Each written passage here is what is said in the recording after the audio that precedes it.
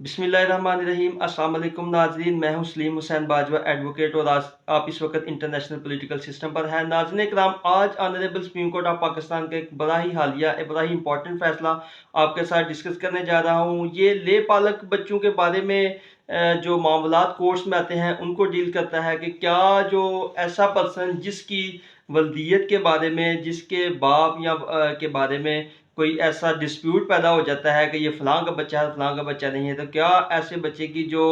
वल्दियत है उसको जांचने के लिए, उसको देखने के लिए क्या उसका डीएनए करवाने का अदालतें हुक्म कर सकती हैं। वाज़ेह रहे कि आज का ये फैसला सिविल लॉ से मुतल्लक है। क्रिमिनल लॉ का जो कानून है वो इससे थोड़ा डिफरेंट है। ये सिविल लॉ से मुतल्लक है, ये सिविल केस से मुतल्लक जो है एक लॉ है जिसके ऊपर आज हम तफसीली गुफ्तगू करेंगे। ये लेटेस्ट फैसला है honourable supreme court of Pakistan का। ये केस है PLT 223 सुप्रीम कोर्ट 461। इस केस के अंदर नाज़रीन इकराम, honourable supreme court of Pakistan ने फैसला सादर फरमाया है कि जब कोर्ट्स के पास इस तरह के मैटर आए कि किसी के वालिद की जो है वो हकीकत जांचने का मामला हो कि क्या जिस बंदे को वो क्लेम कर रहा है कि वो उसका वालिद है या नहीं है, तो कोर्ट्स के पास ये मैटर आता है और कोई अदर पार्टी जो है वो ऑब्जेक्शन करती है कि ये फ़लाँ का बच्चा फ़लाँ का बच्चा नहीं है, ये फ्रॉडुलेंट इसने जो है वो अपना बाप तब्दील कर लिया है, या वो बंदा जो कहता है कि ये मेरी गलत जो है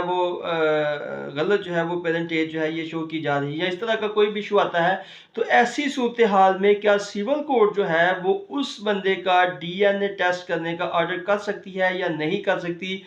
ये सारी चीज़ें हम आज के इस लेक्चर के अंदर, आज की इस गुफ्तगू के अंदर आपके साथ डिस्कस करेंगे। ये जो मौजूदा केस है, ये ऑनरेबल सुप्रीम कोर्ट ऑफ पास के क्या हुआ इस केस में, इस तरह कि ट्रायल कोर्ट में एक केस आता है और केस जो है वो जब डिसीजन की तरफ होता है तो ऐसी सूरत हाल में वन ऑफ द पार्टी जो है कोर्ट के अंदर एक एप्लीकेशन फाइल कर देती है किसी बंदे के, किसी एक पार्टी, किसी एक फरीक के जो है वो डीएनए टेस्ट के लिए, कि इसका डीएनए टेस्ट किया जाए कि क्या ये फ़लाँ का बच्चा है, ये फ़लाँ का बेटा है या नहीं है।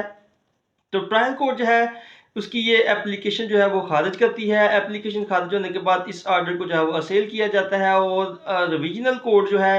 वो इस एप्लीकेशन को मंजूर करते हुए उस बच्चे का और उसके साथ दो और लोगों का जो है वो डीएनए टेस्ट करने का हुक्म सादर फरमा देती है, जिसको जो है वो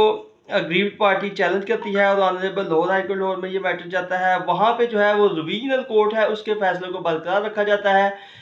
उसके बाद ये matter honourable supreme court of Pakistan के पास आता है। Honourable supreme court of Pakistan case का बड़ा डीपली जो है वो जायजा लेती है, डीपली इसके ऊपर वर्किंग करती है। उसके बाद एक जो है वो बरीक फैसला सादर फरमाते हुए ये लॉ लेड ऑन कर देती है।